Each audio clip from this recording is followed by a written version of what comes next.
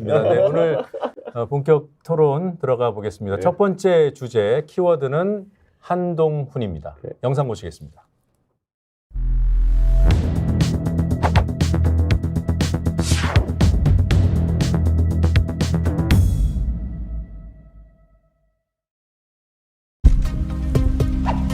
누구를 맹종한 적 없고 앞으로도 그럴 겁니다.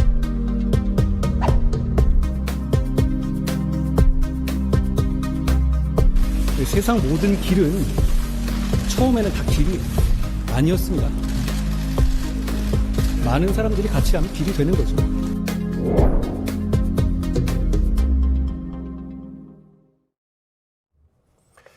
네, 어제 저 발언이 보도될 때까지만 해도 비대위원장직 수락 시사 이 정도로 보도됐는데 오늘 한 발 더 나갔습니다. 한동훈 비대위원장 사실상 확정되는 분위기인데요. 상임고문단 간담회가 오늘 있었고 거기서 이견이 거의 없었다고 합니다. 예상들 하셨죠? 예, 예상했습니다. 원래 상임고문들 중에 보면요, 다 아는 분들이지만은 민정당 때 활동하신 분들이 굉장히 많아요. 상임고문단에? 네, 우리 민정계, 민주계 이렇게 다 있잖아요. 예. 근데 민정계가 좀 많으십니다. 근데 이 민정계 분들은 권위에 대한 존중이 좀 세신 분들이에요. 그래서는 대통령이 정하셨는데 누가 감히 따르지 않느냐, 이런 마인드가 좀 있으신 분들이 많아서. 네.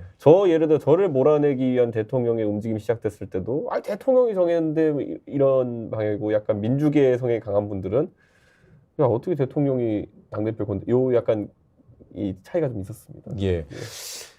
원장님, 이게 국민의힘이 중진연석회의도 했고 비대위원장 문제 때문에 의총도 했고 그리고 의원 당협위원장 연석회의도 했고 오늘 급기야 이제 상임고문단에게 이제 최종 뭔가 설명을 하러 가는 그런 자리였던 것 같은데 비대위원장 뽑을 때 원래 이렇게 합니까? 저는 처음부터요. 네. 한동훈 비대위원장은 확정이다. 그런데 국민의힘이 안 하던 짓을 한 거예요. 예. 절차적 민주주의를 거쳐보려고 지금 말씀하신 여러 회의를 했지만은 명령은 떨어졌고 복종과 줄 잘서기의 DNA가 있는 곳에서 무슨 얘기가 있겠어요. 그런데 더 각오하는 예. 한동훈 장관이 탁 공갈을 치더라고요. 나는 선대위원장도 하지 않고 입당도 하지 않는다. 이게 말이 됩니까? 그래서 저는 지금 보면은 과거 MB 때는 만사 형통, 예. 형님 통하면 다 된다고 했는데 지금은 검사 형통, 검사 출신이면 다 되는 거예요. 네. 그러니까 아는 형님은 방송 장악위에서 방통위원장, 아는 동생 아바타 쌍둥이 형제 한동훈은 당권 장악하러 가는 거 아니에요? 예. 이미 확정된 거예요. 국민의힘 DNA 말씀을 하셔서 조금만 곁길로 세보겠습니다. 지금 서울의 봄, 워낙 영화에 대한 관심이 높아서 1980년대 50 상황에 대한 관심도도 매우 높아져 있잖아요. 그러다 그렇죠. 보니까 국민의힘의 뿌리가 그 당시 50 아니냐. 전두광, 영화 속 인물인 전두광 후예들 아니냐라고 하니까 국민의힘에서 아니다, 우리는 YS의 후예다 이러거든요. 어떻게 보십니까? 그게 말이 됩니까? 지금 현재 이어가는 게 예. YS 정신을 이어가고 YS 사람들이 전면에 나섰다 하면은 저도 웃지 않죠. 네. 그렇지만 전부 그분들이 하고 있잖아요. 예. 전두광 후예들이.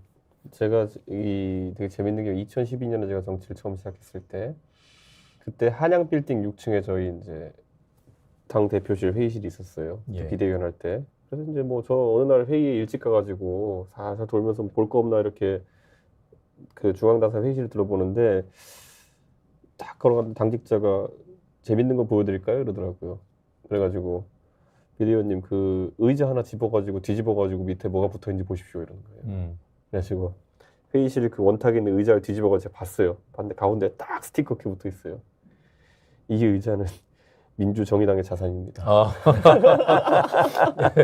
민정당, 민주정의당 오랜만에 들어봅니다. 민주정의당의 자산입니다. 이렇게 딱 붙어있어요. 그래서 그렇구나. 이 의자 회의실에 우리가 매번 보면 나오는 원탁 의자가 민정당 거였구나. 라는 생각을 하게 돼요. 근데 저는 이런 생각해요. 그 다음부터 우리가 쭉 보면서 김무성 대표 시절을 겪었고요. 네. 김무성 대표 시절에는 항상 김무성 대표가 중요시하게 생각했던 건 뭐냐면 우리는 YS 정신을 바탕으로 당을 운영하겠다. 네. 상향식 공천도 얘기하고 자유주의적 면모를 많이 드러내려고 했는데 박근혜 대통령이 이제 또 오시면서 그 박근혜 대통령이 주도하면서 또 그런 분이 약간 달라졌죠. 그다음에 이제 홍준표 대표 오셨을 때도 홍준표 대표도 YS에 대한 어떤 그런 게 있기 때문에 YS성을 좀 강조하려고 했었고 네. 저는 제가 이제 그런 부채에서 완전 자유로운 사람이니까 언급 자체도 안 했죠. 근데 이 부분이 이제 좀 당에 혼란을 주긴 하는데 예. 저는 민정계도 이제 더 이상 이제 현역 정치인이 없고요. 상임 고문 정도만 계시고 민주계도 없고요. 근데 많은 국민들이 지금 서울의 봄이랑 같이 얘기하는 거는 DNA는 뭐 개석이 안 됐지만 사람으로서는 당이 예전에는 군부에 지금에는 또 다른 권력인 검찰 권력에 굴복하는 모습을 보면서 그냥 평행 이론으로 달리는 거지. 예. 뭐 사람이 중간에 계승하고 이런 게 아니에요. 네. 그러니까 저는 이거는 굉장히 뼈아픈 지적이다 이렇게 봅니다. 예. 그러니까 군 하나에서 지금은 검찰 하나로 넘어온 거예요. 예. 그러니까 검사 형통이죠. 그래서 YS의 흔적은 찾아볼 수가 없어요. 예. 그러니까 국민의힘에서 아무리 우리는 YS를 계승하고 있다 하더라도 당을 운영하는 방식, 그 본질은 검찰 하나회라고 그렇죠. 규정할 수 있다. 그럼요. 네. 그리고 오늘 조금 전에 끝난 그 국민의힘 상임 고문단 간담회, 당 지도부하고 고문단하고 간담회를 하고 끝난 다음에 그러니까 비대위원장 한동훈 사실상 합의가 이루어진 이후에 기자들을 만났는데 상임 고문 중에 한 명인 유흥수 고문이 귀를 의심케 하는 발언을 한 가지 했습니다. 잠깐 듣고 오겠습니다. 여러분들 임진왜란 때 이순신 장군이 마지막에 등판했죠. 그때 배 12척이 남았어. 그래도 이순신 장군은 배 12척이 남았다 해가지고 그걸 이끌고 임진왜란에서 승리를 했잖아요. 지금 우리 국민의힘 당의 상황이 배 12척이 남아있는 상황과 같아. 그런 식으로 등판해서 승리로 이끌어 나가야지. 선거가 지고 난 뒤에는 뭐 아껴서 뭘 해. 아무 소용도 없는 것 아니냐.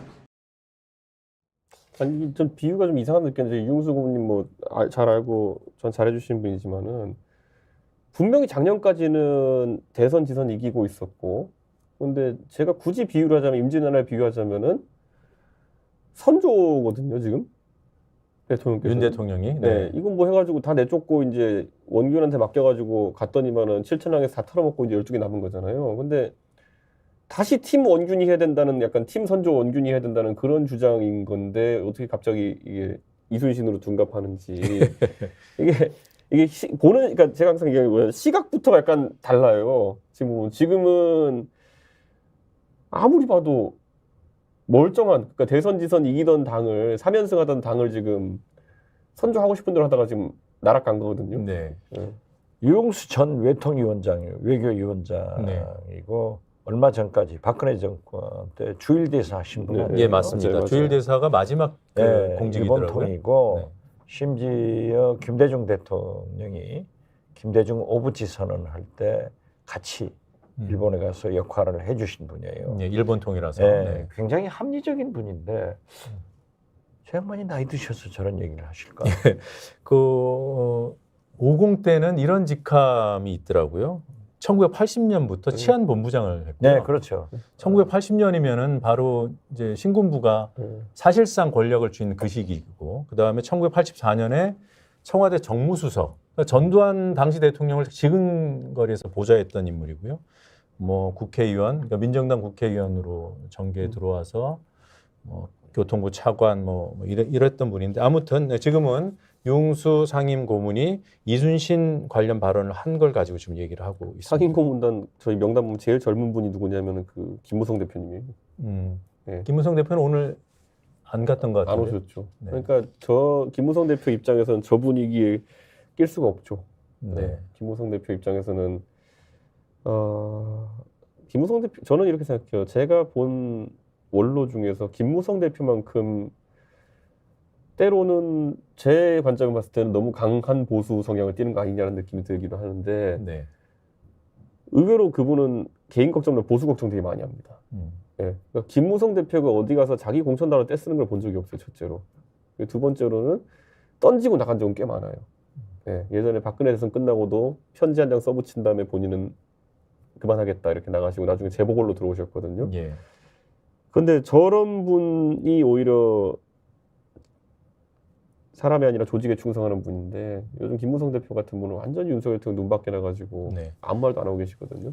혹시 이준전 신당 같이 합니까? 김무성 대표는 저한테도 좀 섭한 게 많으실 거예요. 왜냐하면 지난 제가 당대표 될 때 전당대회 때 그때 김무성 대표가 준석이밖에 없다 이래가지고 축혀 올리고 이렇게 하셨는데 아마 그 당시에는 김무성 대표가 봤을 때 제가 왜 그렇게 하는지 이해 못했을 거예요. 대통령한테 왜 그렇게 하는지를. 근데 이제 이해하시겠죠. 네. 저하고는 참 김무성 전 대표는 막역한데 예. 저하고 원내대표를 같이 했고 또 저분은 상도동계고 나는 김대중 동교동계 네. 그래서 불가분의 관계가 있는데 정치 예능에도 같이 출연하셨고. 그렇죠. 네. 대단히 훌륭해요. 그때 당시 가 정치 마지막 살아 있었다 네. 하는데 제가 잘한 게 아니라 여당 원내대표이면서 늘 저한테 져줬어요. 그러면서 실리를 가져가고 야당한테 명분을 주는 정치를 아는 사람인데 예. 저 분위기에는 어울리지 않을 거예요. 예. 그런데 이번에 부산에서 출마를 네, 생각하고 계신 것 하겠다고 같아요. 얘기를 했더라고요. 자, 다시 네. 우리 본론으로 오겠습니다. 한동훈 비대위원장 정확하게 예측해 주셨고요. 맞았고요. 네. 맞았죠. 네. 제가 말하면 맞다니까요. 공관위원장은 누가 됩니까? 공관위원장은 저는 어쩐지 인요한 위원장을 시킬 것 같은데 네, 지난 회에서도 인요한 위원장. 예, 그런데 좀 충돌이 있을 것 같아요. 네. 그렇지만은 저는 인요한 위원장을 시키지 않을까 네. 그렇게 예측해요. 어떻게 보십니까? 김병준 확정입니다. 김병준. 네. 네. 김경준이 김병준 전 총리. 김병준. 네. 그분도 김병준 확정입니다. 아, 그래서 그래요? 저는 김병준 위원장을 갈 텐데 저는 이거는 좀 드리고 싶은 말씀이 뭐냐면요. 김병준 위원장이 노무현 정권에서 뭐 노무현 대통령하고 긴밀하셨던 사이라고 한다음에 넘어오신 다음부터 10년째 이제 애매하게 이제 계속 보수 진영에 계시면서 뭐 자꾸 중책을 하십니다.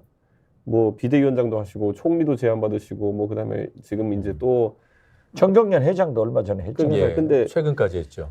본인은 세종시 선거 나가가지고 뭐 떨어지시고 이렇게 하고 하는데 제가 봤을 때는 약간 보수 진영에서 막연하게 이제 진영 통합이라는 걸 생각하면서 예전에 DJ 모시던 분이나 아니면은 노무현 대통령 모시던 분들을 자꾸 끌고 와가지고 뭘 부여하려고 그러는데 이게 되게 지형상 안 좋은 게 보수에 있는 사람들은 자괴감, 진보 진영에 있는 사람 입장에서는 넘어간 사람. 배신감.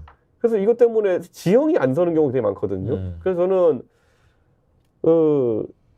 이게 대통령이 좁은 인재풀을 또다시 보여주는 게 아닌가라는 생각을 하는 거죠. 저는 굉장히 안타깝습니다, 이게. 예. 그러니까 지난번에 보시면은 엑스포 때도 보면 장성민 기획관에게 사실상 포획됐다고 보는 사람들이 있는데 그게요. 저 굳이 표현하자면은 그렇게 진영을 넘어오신 분들일수록 굉장히 그 본인에게 기회를 부여준 사람에게 맞춰갈 수밖에 없는 위치거든요. 네. 저는 지금 굉장히 안타깝습니다, 이게. 그래서 네. 물론 대통령 당신께서도 문재인 정부의 검찰총장 하시다가 이렇게 어떻게 보수정당의 대통령이 되셨지만은 공관위원장은 엄청난 정무 조정 기능이 필요합니다. 예. 예를 들어 내가 공천이 떨어졌어. 그래가지고 진짜 마음 같아서는 가가지고 공관위원장을 주먹을 한 대 치고 싶은데 이게 우리 진영의 대선배니까 뭐 이분을 생각해서 하는데 이런 게 수없이 등장하는 곳이 공관이거든요. 예. 근데 그게 안 돼요. 이런 상황 이렇게 가면은.